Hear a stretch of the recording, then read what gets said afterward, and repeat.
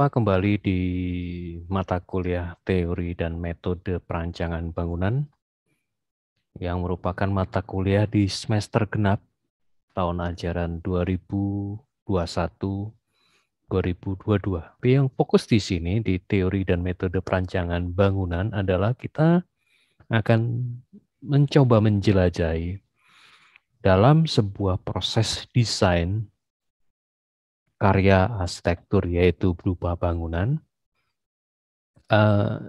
Kita akan melihat beberapa hal-hal yang perlu dipelajari, hal-hal yang perlu dipahami sebelum kita sekedar merancang. Itu yang juga membedakan antara ilmu arsitektur dengan ilmu yang dilakukan oleh para seniman.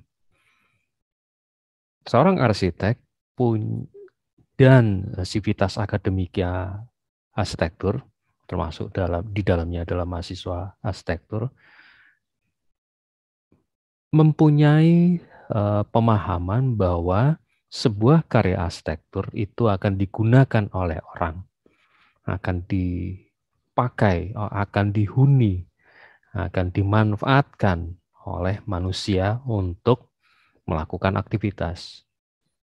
Hal yang mendasar inilah yang kemudian menjadi hal pembeda yang sangat tegas dengan seniman, baik patung maupun seniman lukis, karena mereka hasil karyanya bukan ditinggali, bukan dihuni, tapi diapresiasi keindahannya. Itu yang sebagai pembuka. Lalu kita melihat mata kuliah ini, mata kuliah teori dan metode perancangan bangunan, itu akan bicara tentang apa? Mata kuliah ini kita sama-sama belajar, itu yang coba saya tekankan. Kita sama-sama belajar tentang metode perancangan melalui tahapan langkah-langkah pemrograman, analisis, pengembangan konsep dalam rangka sebuah desain arsitektur dan disajikan secara skematik desain. Oke, kemudian apa aja yang coba atau yang ditawarkan materinya? Pertama akan ada penjelasan. Jadi setelah penjelasan secara umum atau pengantar secara umum, ada satu materi yang akan menjadi pembuka untuk materi di mata kuliah teori dan metode perancangan bangunan ini, yaitu keterkaitan antara sejarah, teori, kritik, dan metode perancangan. Itu kenapa kalau kalian perhatikan di kurikulum, saya pribadi akan mengisi beberapa mata kuliah yang terkait dengan ini. Terkait dengan sejarah, terkait dengan teori, ada kritik arsitektur. Kalau di kurikulum kita di PSTA ada mata kuliah yang namanya apresiasi arsitektur. Itu bagian dari kritik arsitektur. Kemudian juga metode perancangan arsitektur atau bangunan. Itu sebenarnya adalah satu kesatuan. Kenapa? Kalau kalian perhatikan di contoh atau di gambar slide ini, ada beberapa jajaran cover buku, yaitu cover buku dari Charles Cheng, seorang sejarawan dunia yang bicara tentang arsitektur modern, pergerakan arsitektur modern, kemudian Salingaros bicara tentang teori arsitektur, dan Kenneth Frampton tentang critical modern arsitektur. Ketiga orang ini bahasannya punya keterkaitan, punya pemahaman, punya perspektif yang kemudian beda-beda terhadap sebuah barang yang kebetulan disebut dengan modern arsitektur. Dari ketiganya, nanti ada penjelasan yang lebih rinci di akhir. Dari penjelasannya kemudian bisa dirumuskan menjadi salah satu contohnya adalah riset method. Bagaimana mendesain atau merancang sebuah karya arsitektur berdasarkan riset. Karena tanpa sadar, apa yang kalian lakukan dalam proses perancangan sebenarnya adalah sebuah riset, sebuah kegiatan ilmiah yang punya metode metode risetnya. Itu kenapa kemudian ada mata kuliah ini. Jadi mata kuliah ini juga membuktikan bahwa seorang arsitek melakukan kegiatan ilmiah tidak hanya mengandalkan atau memfokuskan pada intuisi semata. Intuisi itu terbangun kalau sudah melalui pengalaman bekerja, melalui pengalaman merancang yang cukup panjang. Jadi intuisi bukan dilahirkan atau bukan ditunggu intuisi, tapi justru dilatih terus-menerus. Itu yang juga membedakan dengan ilmu-ilmu seni yang lain di dalam keilmuan kita, di dalam keilmuan arsitektur. Lalu kalau diperhatikan dalam sebuah proses perancangan arsitektur, kita juga tidak bisa lepas dari beberapa ilmu-ilmu lain. Sehingga kalau kalian perhatikan di kurikulum kita selalu ada pendampingnya. Mata kuliah perancangan arsitektur selalu didampingi. Kebetulan di semester 2 ini kalian didampingi oleh mata kuliah teori dan metode perancangan bangunan. Pada saat bersamaan juga didampingi oleh mata kuliah struktur konstruksi yang juga di dalamnya akan bicara tentang material. Nanti pada perkembangan selanjutnya pada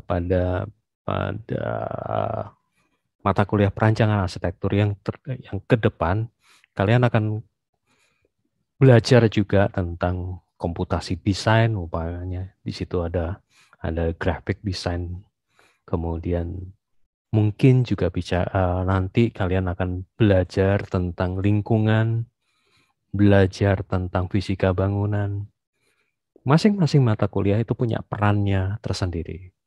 Kalau tadi bicara tentang sejarah, bicara tentang teori, itu akan membentuk formnya, membentuk bentuk dari sebuah karya arsitektur. Bicara tentang mata kuliah struktur konstruksi, pasti konstruksinya. Bicara tentang lingkungan, akan mengkaitkan antara lingkungan dengan fungsi bangunan. Itu yang kita lihat dalam sebuah proses perancangan arsitektur tidak atau perlu didukung oleh pemikiran atau perlu didukung oleh ilmu-ilmu lain yang untuk membuat karya arsitektur menjadi sedemikian menarik atau sedemikian berfungsi sebagaimana mestinya. Seperti tadi saya sampaikan bahwa mata kuliah ini itu berkait erat dengan teori dan berkait erat dengan mata kuliah perancangan arsitektur. Sehingga kalau kemarin kalian mengikuti mata kuliah perancangan arsitektur, hari ini teori dan metode, sebenarnya kalau kalian melihat lagi di RPS-nya secara detail, kedua mata kuliah ini saling mengisi. Di perancangan arsitektur, kalian mulai mengamati pergerakan manusia, mulai mengamati ukuran tubuh manusia. Di teori dan metode akan juga bicara hal yang sama, namun dari perspektif bagaimana kemudian pergerakan itu mampu diatur atau langkah-langkah desainnya. Apa gunanya mengukur tubuh, apa gunanya mempelajari standar tubuh, apa gunanya melihat pergerakan. Di teori dan metode perancangan bangunan ini kita akan coba lihat secara tahapan perancangan. Dan itu mata kuliah ini akan menjadi dasar untuk pada proses-proses perancangan selanjutnya. Oke. Materi yang paling awal sekali adalah kita mencari masalah. Bukan berarti kemudian kalian kuliah capek-capek atau kuliah susah-susah hanya mencari masalah. Bukan. Yang dimaksud dengan mencari masalah adalah sebuah karya arsitektur pada dasarnya adalah dilahirkan atau didesain untuk memecahkan sebuah permasalahan. Sehingga kalau kalian perhatikan di sebelah kanan slide ini, if programming is a problem seeking, then design is a problem solving. Jadi mata kuliah teori dan metode perancangan arsitektur adalah mencoba merumuskan permasalahan. Itu yang kemudian dipahami sebagai programming in arsitektur. Jadi bukan programming di ilmu komputer, tapi programming di dalam arsitektur. Programming di arsitektur itu diawali dari pencarian masalah. Karena semakin detail masalah, semakin mampu dirumuskan permasalahan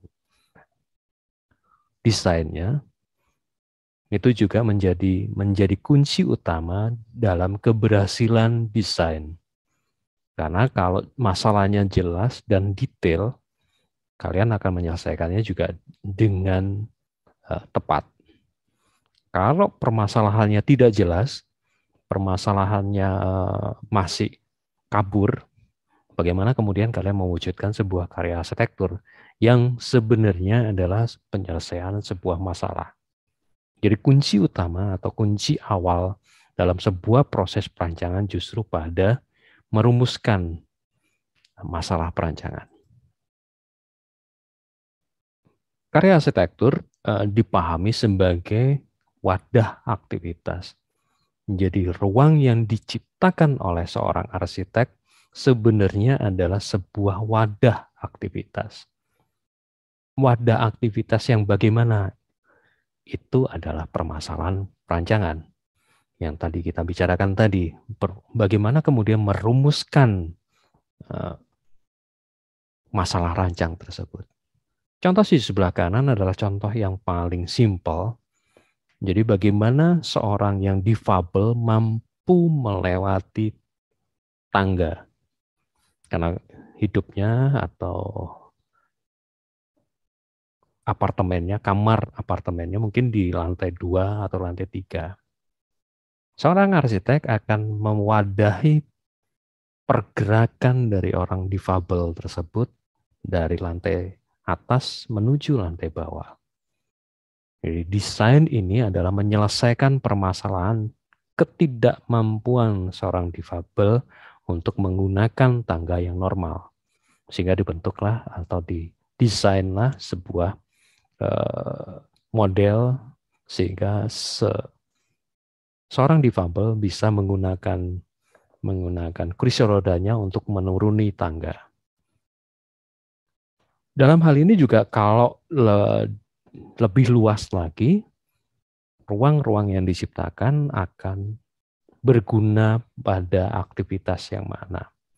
Itu kalau kalian perhatikan di tugas perancangan arsitektur 2, itu kan kalian akan mengamati sebenarnya aktivitasnya apa aja sih?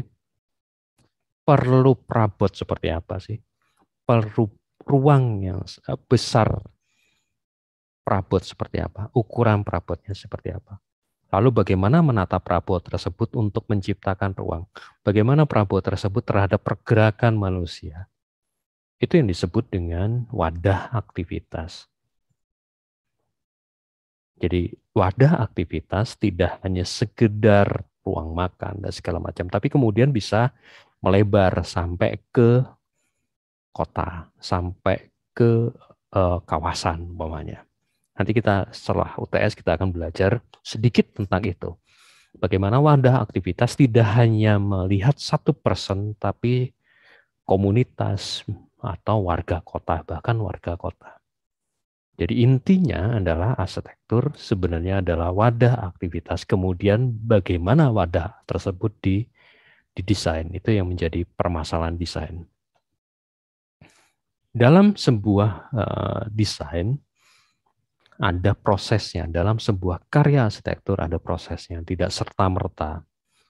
muncul, tapi ada prosesnya. Prosesnya dan itu juga cukup panjang dari conceptual design sampai construction administration.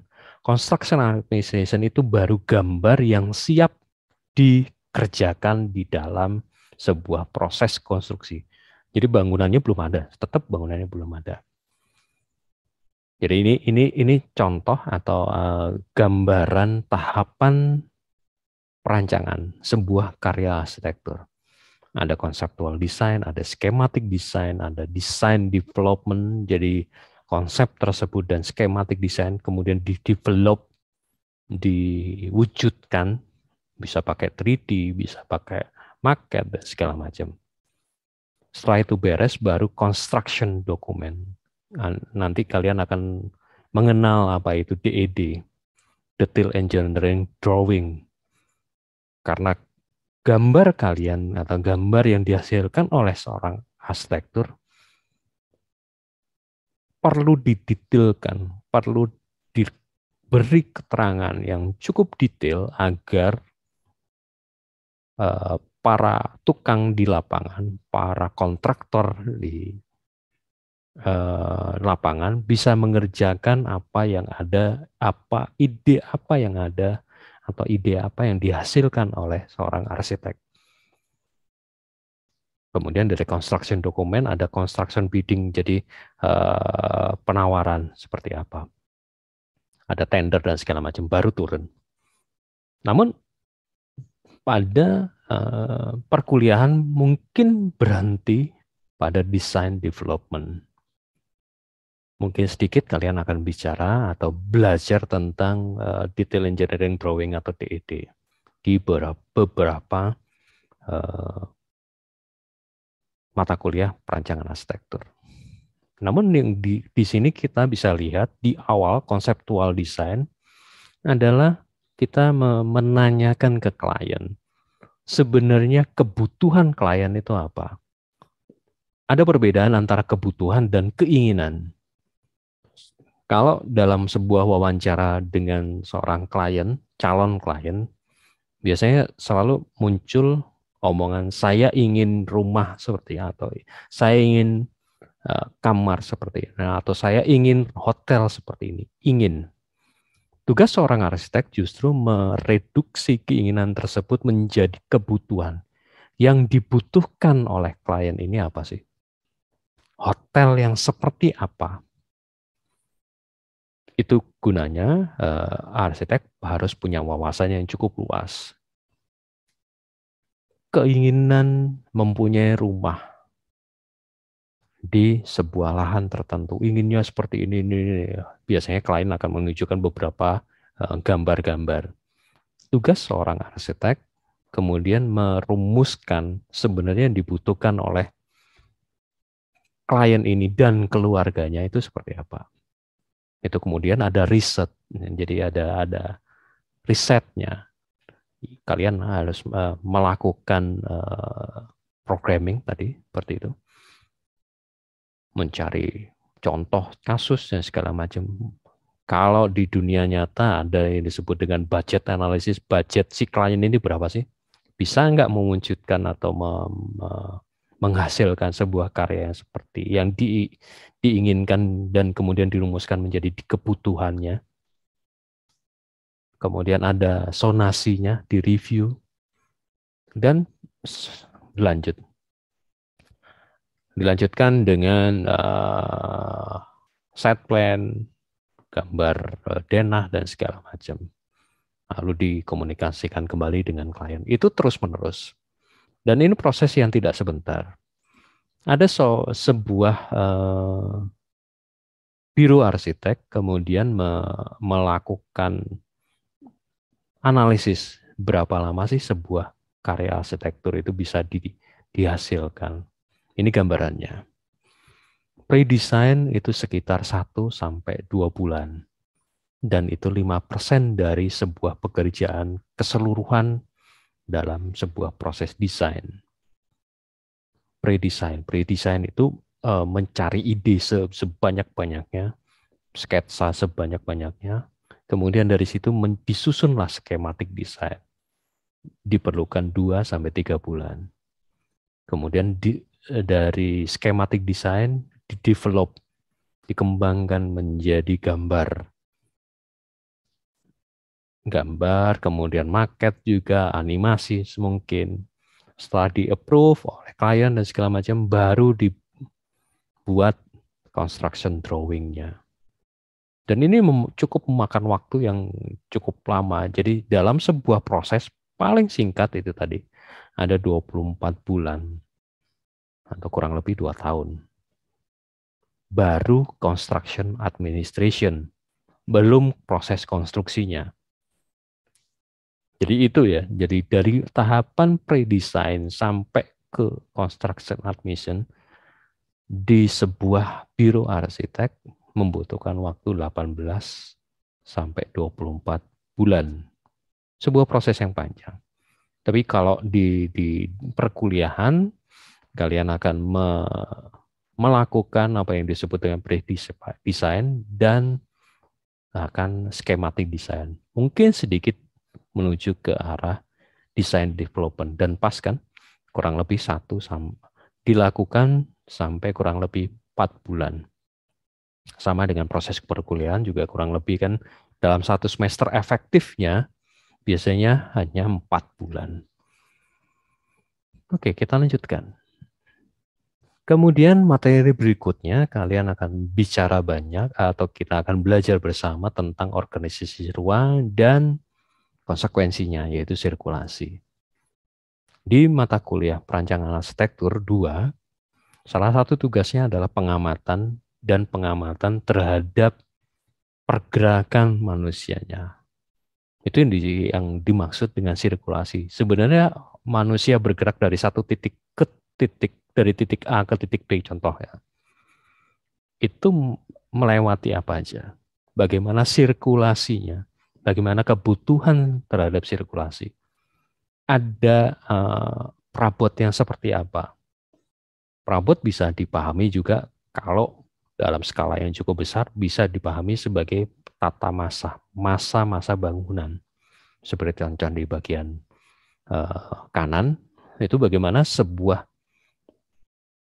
3 masa berbeda kemudian ditransformasikan menjadi bentuk yang menarik berdasarkan fasadnya bagaimana atrium buildingnya, bagaimana view in out-nya dan segala macam. Kita akan banyak belajar di situ juga nanti.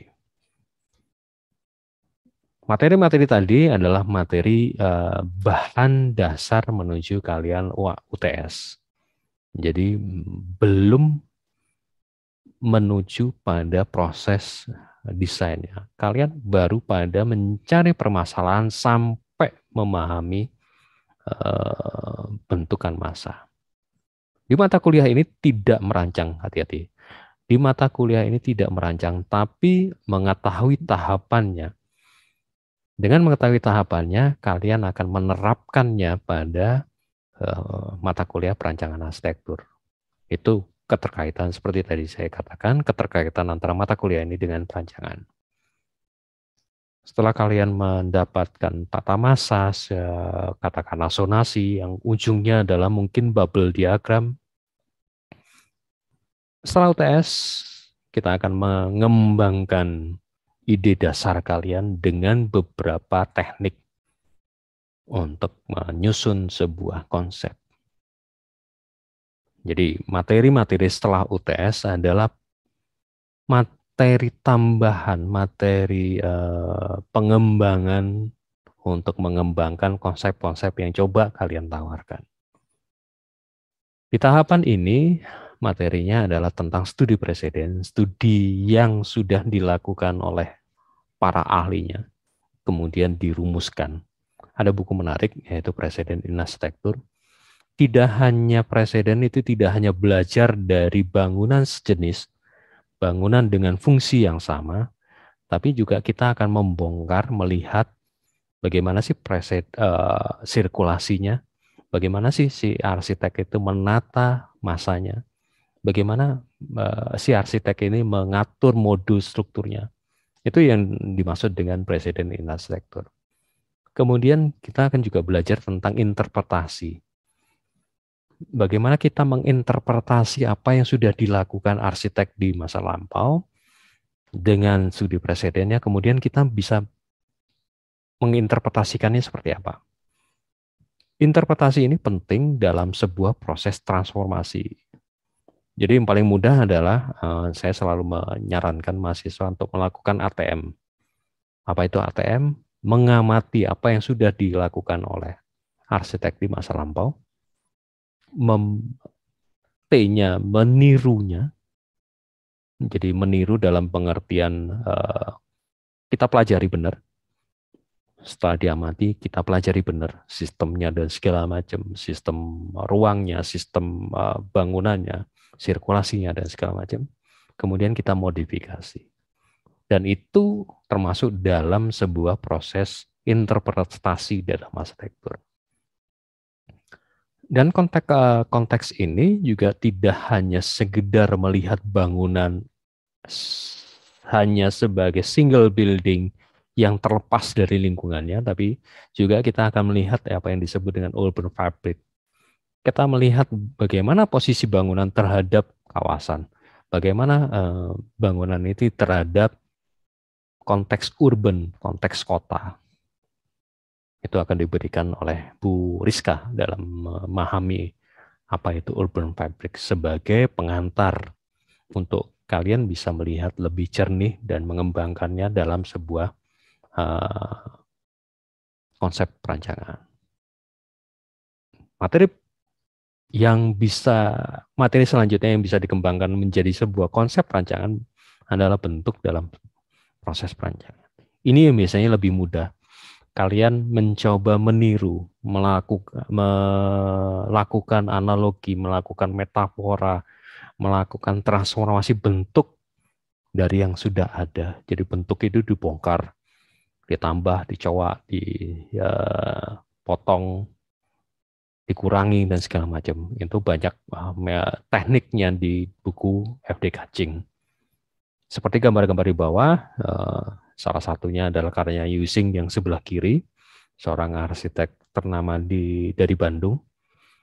Itu mengambil ide dasar adalah layar perahu pinisi.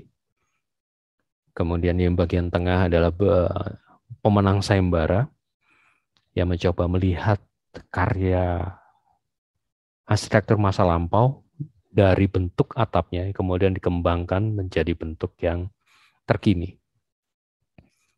Baru sebatas konsep, kalau yang sebelah kiri banget karya Using itu sudah terbangun, yang tengah itu masih sebatas konsep. Yang kanan saya rasa kalian sudah banyak yang tahu, Masjid Agung di Padang, yang idenya justru bukan pada rumah gonjong di Padang, tapi justru bagaimana budaya masyarakat dalam melipat sarungnya. Karya Rizal Muslimin yang waktu itu ketika merancang tergabung di dalam Urbane. Jadi ada proses yang menarik memahami budaya, memahami bentuknya, kemudian dikembangkan di dalam karya arsitektur. Kemudian kita juga akan bicara tentang parametric design. Saya mencoba menghubungi salah satu rekan dosen kita yang kebetulan sedang studi lanjut di Taiwan. Kemungkinan besar parametric design materinya akan diberikan oleh Pak Adam. Karena memang penguasaannya atau pemahaman tentang parametrik, beliau yang lebih kompeten untuk menjelaskan daripada saya atau Bu Rizka. Oke, setelah bicara tentang bentuk dan segala macam, mungkin kita akan belajar, bukan mungkin lagi, kita akan coba belajar tentang sistem struktur. Bagaimana sistem struktur itu melengkapi atau bahkan menjadi keindahan tersendiri. Itu yang disebut dengan tektonik. Jadi sistem struktur yang punya keindahan itu yang disebut dengan tektonik. Kemudian kita juga akan bicara tentang materialnya. Karena konstruksi dan material itu dua hal yang tidak bisa dipisahkan. Lalu ada satu bahasan yang cukup menarik. Kalau dari tadi kita bicara tentang material-material yang nampak dan nyata bisa dipegang, ada satu material yang justru ini yang membentuk ruang, memunculkan ekspresi ruang, yaitu cahaya. Bagaimana cahaya bisa mendukung suasana ruang, bisa melengkapi imajinasi si arsitek. Cahaya light di sini lebih kepada gelap terang, dan permainan cahaya akan menjadi materi yang kita bisa pelajari, dan kalian juga bisa menerapkannya di karya kalian. Oke, materi berikutnya setelah ada programming, setelah ada rumusan tentang ruang, besaran ruang, bagaimana ukuran besaran ruang dan segala macam, aktivitas, rumusan aktivitas dan segala macam, kemudian kalian mendapat materi tentang pengkayaan untuk menyusun konsep. Tahap selanjutnya kalian melakukan rumusan atau melakukan apa yang disebut dengan schematic design. Apa itu schematic design? Kalian membuat skemanya. Ide-ide dasar, analisis-analisis dasar yang kemudian kalian skemakan di dalam sebuah lembar. Jadi dua contoh ini adalah bukan dua contoh yang dalam satu kasus, tapi dua kasus yang berbeda, kanan dan kiri berbeda. Tapi inilah sebuah karya arsitektur sebelum kemudian gambar-gambar ini didevelop menjadi sebuah gambar pradesain. Justru di mata kuliah ini, ide-ide seperti ini, sketsa-sketsa ini yang justru lebih penting. Karena ini menunjukkan bagaimana proses berpikir kalian, bagaimana proses desain kalian dibangun.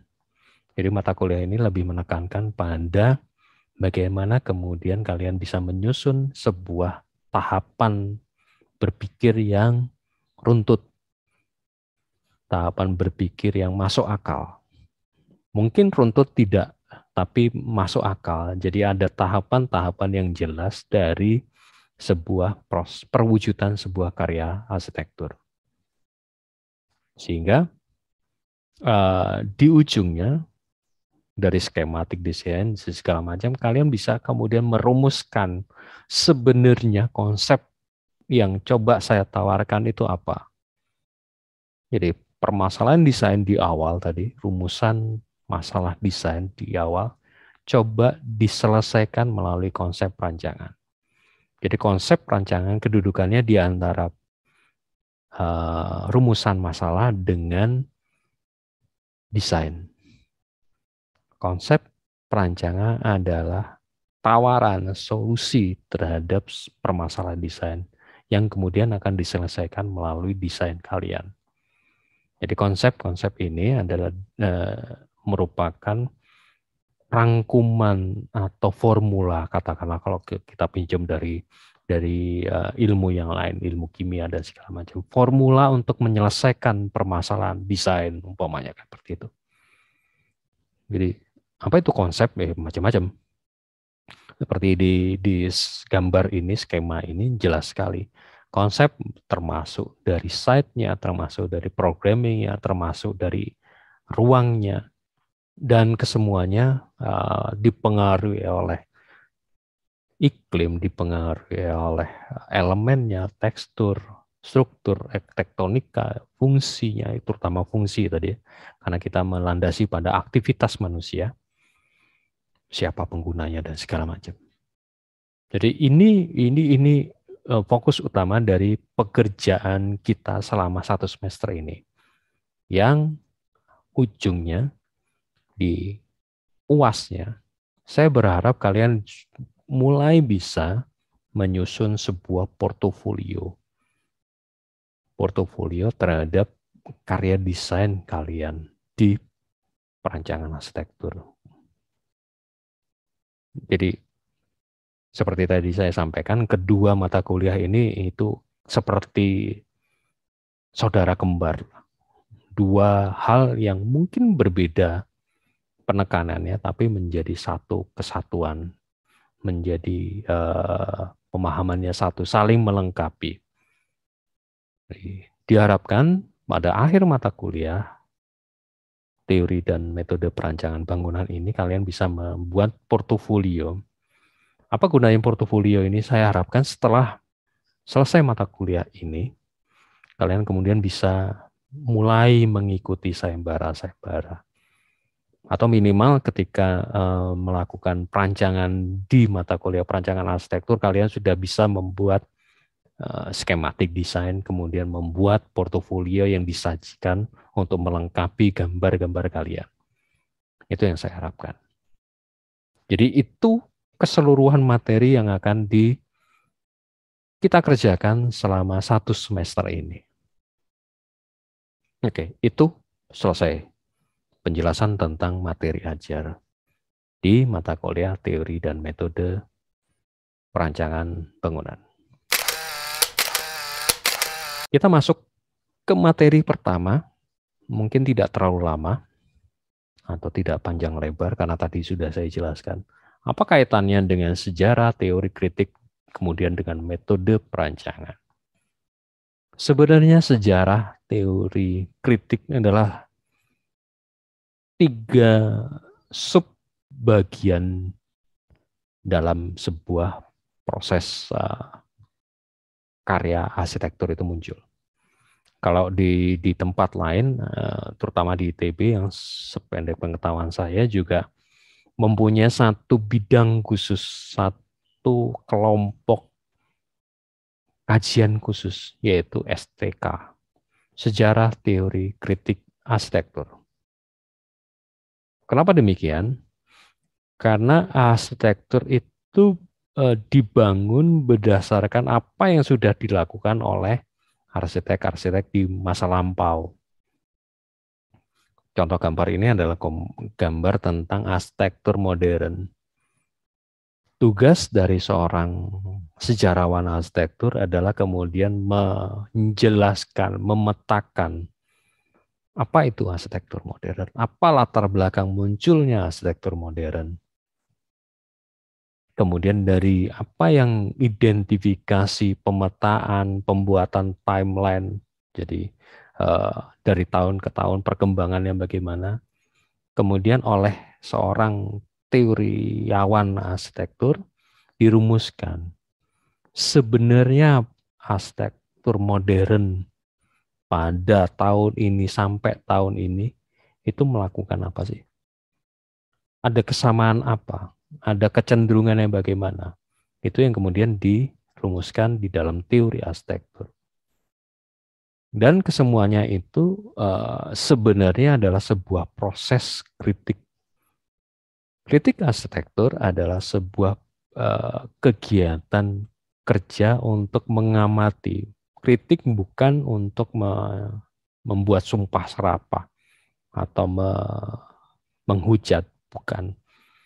Di dalam kritik arsitektur lebih kepada mencoba menganalisis secara kritis. Analisis secara kritis yang dimaksud adalah analisis bagaimana sebuah karya arsitektur ini muncul. Apa kaitan karya arsitektur ini dengan zamannya, dengan keadaan sosial ekonomi masyarakat pada masa itu, dengan politik mungkin, dengan budayanya. Itu yang dimaksud di dalam kritik arsitektur. Kemudian dirumuskan oleh seorang teori. Oke, arsitektur modern punya kecenderungan seperti ini. Kemudian kita kenal ada senam Louis Sullivan dengan jargon besarnya yang kemudian dipahami menjadi teori arsitektur, yaitu form follow function.